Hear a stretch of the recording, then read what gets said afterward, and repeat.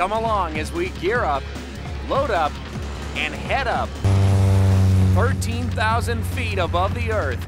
No time to think now, though, because we're at altitude and we've been given a last-minute go-ahead to skydive above the airport. Have some fun. You're looking good. Are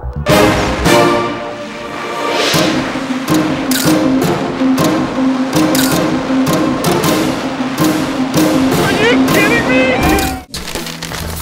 JC, here I am. Someone called in sick. You got the B team. I'm here. Yeah. Our problems are solved. We'll get these all bagged up in no time. What do I got to know? Just fill it up, right? Fill it up.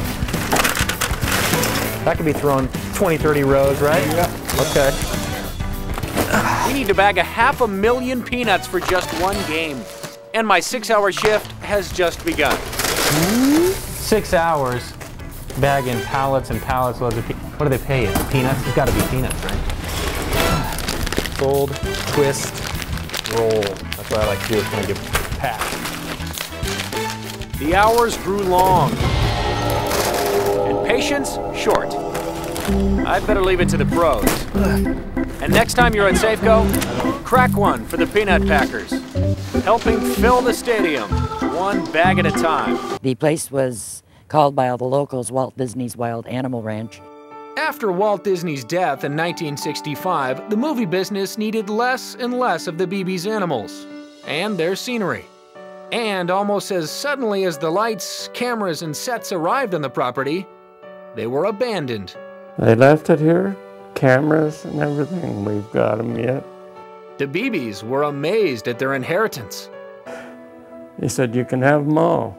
We're through with them." By the mid-70s, the BBs officially retired from showbiz and went into biz for themselves, opening the Olympic Game Farm to the public. Today, the animals roam, the movie sets sit, and the BBs celebrate a life less ordinary. Constructed in 1907, the Moore Theater was the center of the newly deemed theater district along 2nd Avenue.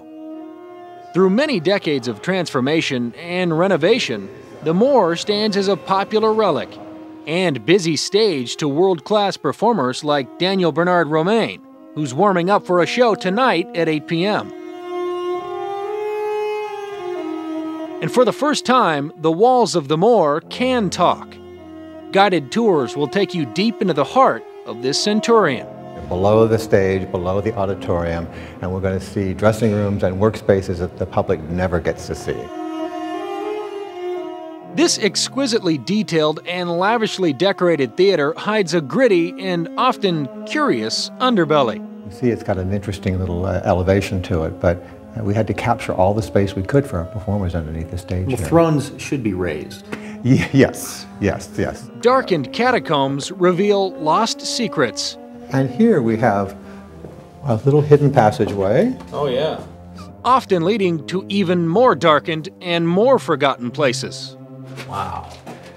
We really are in the depths of this theater. There's dust bunnies older than I am in here. Yes. So where are we? We're directly below the stage. You can look up and see the wood floor up above us. So this is the kind of place only the workers come to. You don't allow fans back here. No, this is definitely... Then how do you explain this? Their eclectic cast of characters is extensive and even perishable. We have Kung Fu Banana. Just give me a second, I gotta strip down my skivvies. Working his way up to black belt before he turns brown and dies. We have Devious Silver Tongue. He's the big baby face, like everybody loves him. I'm his #1 fan. Leaving it all on the mat. You know it's a well-loved venue when the floors talk to you. Yep, those are loved floors. Unlike any other Emmy, the Northwest Regional Emmy is distinctive in its construction. It begins with a life-size model. Then a master sketch artist creates a rendering. Google Images is sometimes used too for comparison purposes. The first step in fabricating the Emmy mold is one of the most dangerous. A secretive and highly toxic combination of chemicals is used to create the Emmy's wings. The hazardous compound is delicately poured into a rotocaster. This gyrating motion keeps the volatile chemicals from settling. If they do, it would create an explosion devastating 10 square miles, like it did in 1966. Nearly 100 gallons of deadly toxic chemicals and acids are used for each Northwest Regional Emmy. And all of it must be delicately disposed of immediately after use. Marijuana, the burning weed with its roots in hell. Marijuana has always had its critics and its share of celebrity defenders. Talk it out, man. Some a bit more conservative than others. Perhaps none more soft-spoken than this local icon. Hi, I'm Rick Steves, back with more of the best of Europe. This time, we're in the land of Mozart. For 30 years, Rick Steves has been a mild-mannered television host and travel author. His decades of European travels have inspired him to take on a new, unconventional role right here at home. As far as drug policy goes, most people think there's two ways. You can be soft on drugs or hard on drugs. And I'm bringing in a European perspective which is neither hard nor soft on drugs. It is smart on drugs. He may not look the part, but he's very much pro-pot. For me, high is a place, and sometimes I want to go there. But don't get the wrong impression. For me, this is not all about smoking pot. This is all about changing a prohibition against marijuana. And for the record, marijuana is definitely prohibited by law in Washington State. We're not criminals here, and if you are insulted by a law that says you and your friends are criminals, I challenge you to get active. I mean active. If you're not a member of NORML or some advocacy group, you're not helping. The unlikely activist is using his normal persona to lead the way with NORML itself. I have the privilege of being I'm a board member of NORML, the National Organization for the Reform of Marijuana Laws. There's nothing to be afraid about. We're not asking anybody to smoke pot.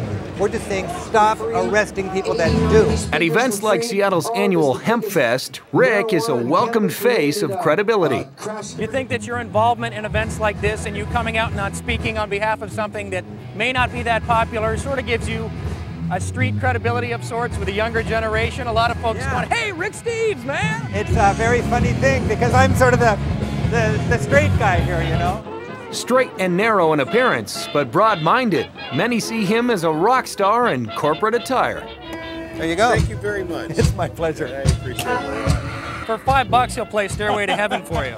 Zombie Walk has become a tradition that pays tribute to the misunderstood life of a zombie. It's not their fault they are the way they are. I mean, they didn't choose it upon themselves. It's something that happened to them, so you can't blame them for what they do. What they do is stagger through the streets, surrounding the often nervous onlookers. Screaming's good. If I hear someone screaming, the more you scream, the more zombie attention you will attract, whether you like it or not. The decaying delinquents say it's all in good fun, although they don't actually say much of anything. It takes a lot of guts to be a zombie. But the participants are eating it up. And like most of the undead brethren, Cleo is only a zombie for a day.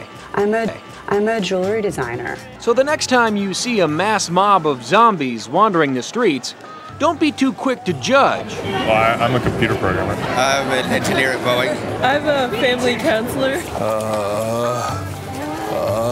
Or it might just be a mild-mannered TV reporter.